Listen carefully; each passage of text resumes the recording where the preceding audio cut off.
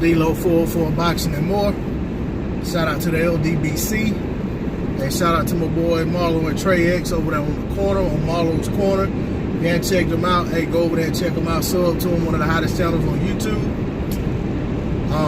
Shout out to World Breaker Fighting, Stay Ready Boxing, and shout out to the Cali Enigma. Alright, what I want to talk about on this video is actually in response to a video that Cali Enigma put out. And he and I were, and the video was actually talking about, you know, Cali video was talking about Anthony Joshua and, you know, these flat fees and so forth and so on.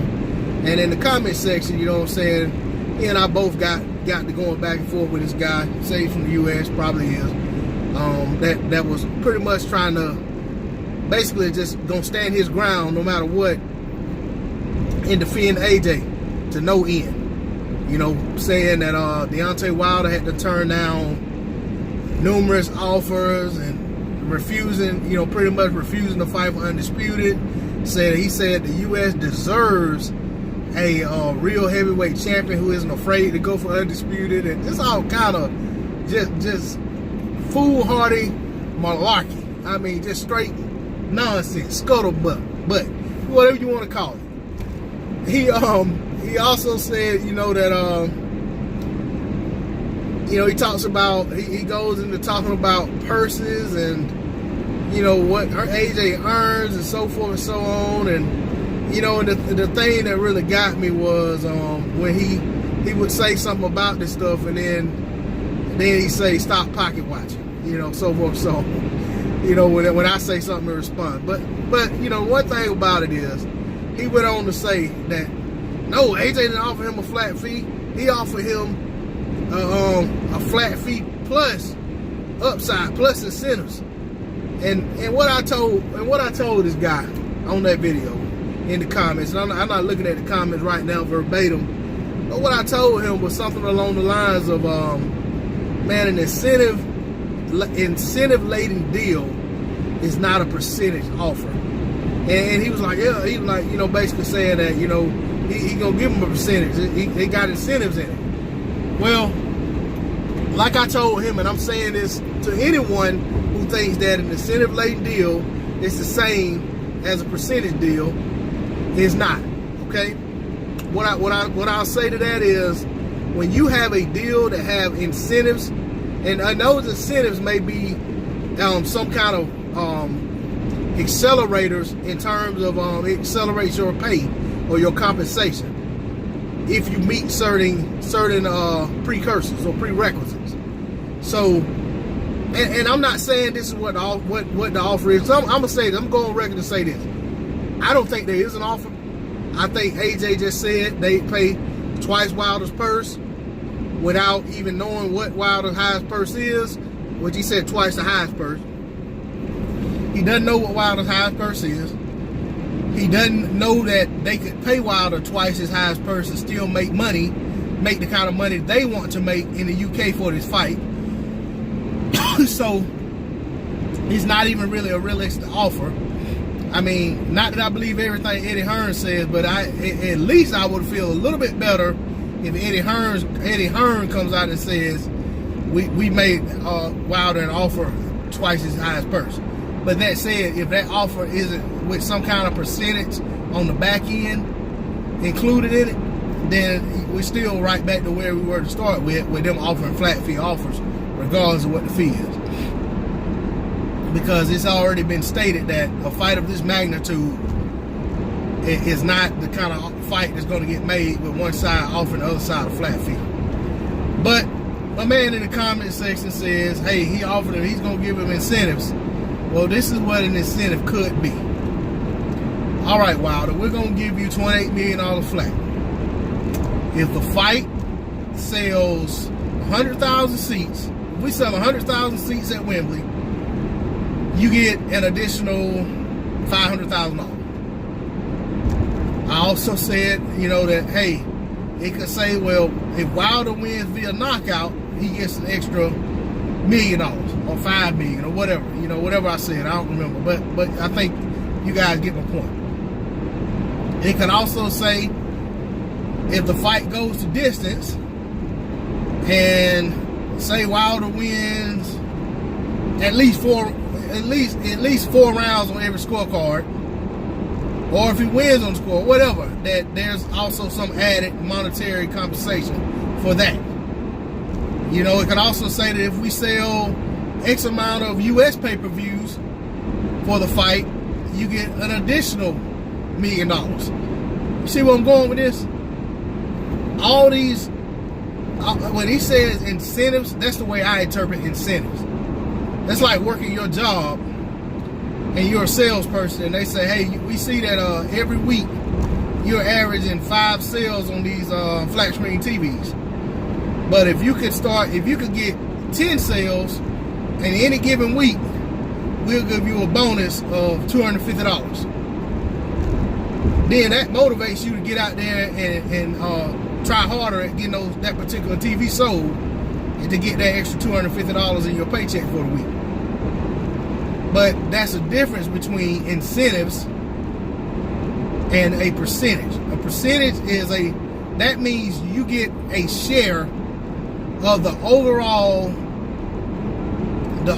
revenue brought in on the fight. So that means that if Wilder got, just for easy math, let's just say if Wilder got 25% of the total revenue of the fight. All right? If Wilder got 25% of the total revenue, which is 140, and let's say the fight does $100 million, that's Wilder getting $25 million. Okay? It's $25 million more than the 28 that people think AJ offered Wilder? No, it's not. But it's 25% of the total revenue of the fight. But if that same fight does $200 million, Wilder gets $50 million.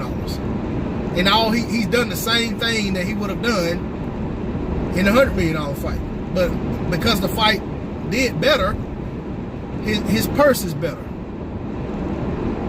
And it's based on what the fight does, not particularly what he himself does. It's based on what the overall fight does. But that's still motivation for him to do his part in helping sell the fight. Has nothing to do with his performance in the fight. Has nothing to do with AJ's performance in the fight. It has to do with how well the fight itself does from a monetary, from an economic standpoint.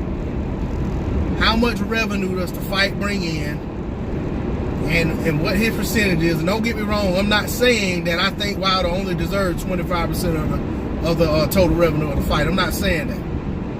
I'm just saying 25% just for the sake of easy math. I could have said 50%, would have been just as easy. But either way, I think you get my point. There is a huge difference between a percentage and an incentive. With a percentage, you do have the incentive to go out there and push for the fight to be big. Go to your press conferences, show up on time, show up enthusiastic. Take some good pictures together. Jog back and forth a little bit. You are enthusiastic about selling the fight because you know the better the fight does, the more revenue comes your way. It's not the same thing as an incentive. You could tie the two together, but they're still very different. So I just want to say to anyone who thinks they're the same thing, no, they're not. They're very different. And I don't think that giving Wilder incentives above having a flat fee is going to get them any closer to getting this fight made, unless they say something ridiculous like, we're going to give you X amount of dollar flat fee, but if you win the fight, you get 75% of the pot, and if you lose, you only get this flat fee. I mean, if they do something like that, then maybe Wilder takes it. Maybe he's betting on himself at that point. He's basically saying, I'm going to put my money where my mouth is. I'm going to put my money where my fist is. But I don't see anything like that happening. That happens very seldom. I don't know that it's ever happened in a very high-profile fight. But I think it happens very seldom in boxing. Maybe, if I'm not mistaken, maybe Roy Jones Jr. and Bernard Hopkins in their rematch. I think they actually did do it to where the winner got 60% and the loser got 40%. I do believe that was the case in that rematch. I may be mistaken, but I think it seems I remember that being discussed and kicked around the time that fight got made. Even though that fight got made 10, 15 years later than it should have got made, but whatever.